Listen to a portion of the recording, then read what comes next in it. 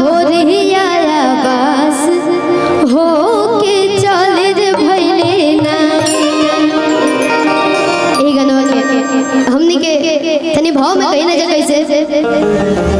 किन मिया की डाढ़ मैया लावे झुलू हवा हो के झूल रे झूले मिया की डाढ़ मैया लावे झुलू हवा हो के झूल रे झूले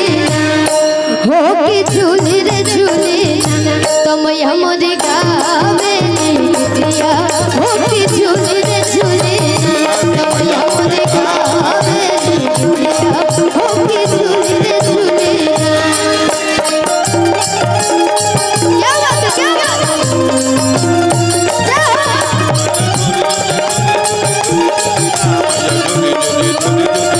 अरे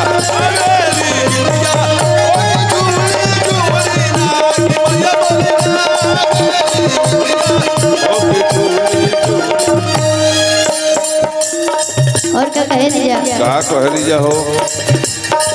झूला झूला मैया के लगले पियसिया होके चल रे भइले ना।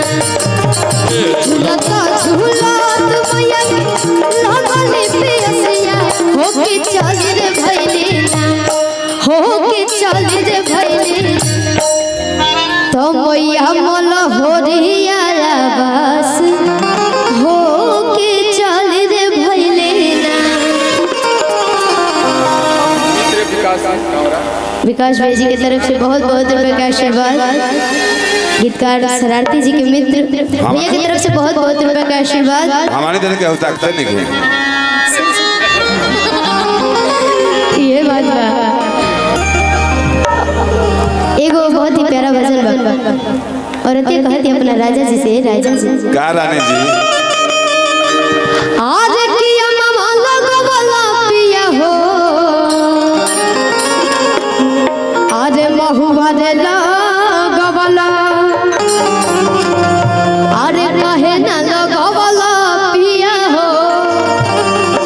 ए जी कि कहे न लगवला पिया हो निमिया के गछिया। ऐसा बात नहीं है भजन में भी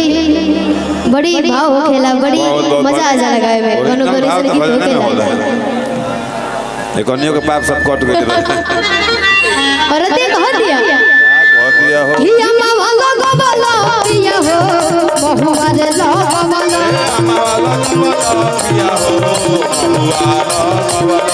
मावा लगवला पिया हो बहुआ रे लगवला काहे न लगवला पिया हो और काहे न लगवला पिया हो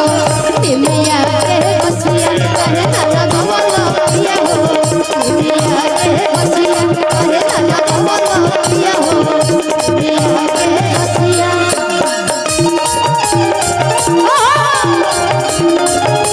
क्या बात है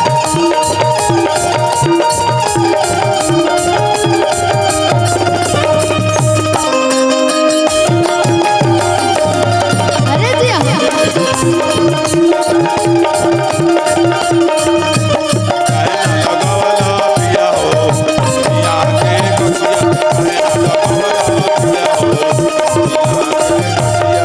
कहता रे ए जी निमिये हो घरवा मई के निमिये दुबारवा हो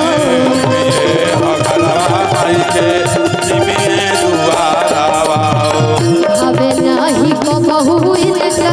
पकड़ी पिपारवा हो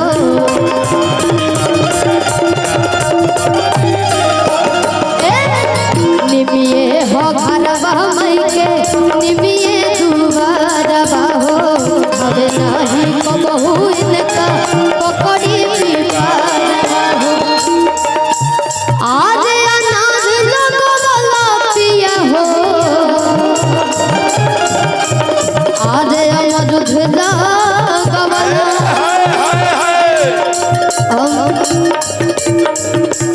हम जो नहीं कहले सोनू रो गाछ लगा देले बने सही बात बा लेकिन एक ही रोड़ा से से विनती करी ना बार बार उड़ा टाल देना कि काहे ना लगावला पिया हो कि काहे ना लगावला पिया हो निमिया के गछिया काहे ना लगावला पिया हो निमिया के गछिया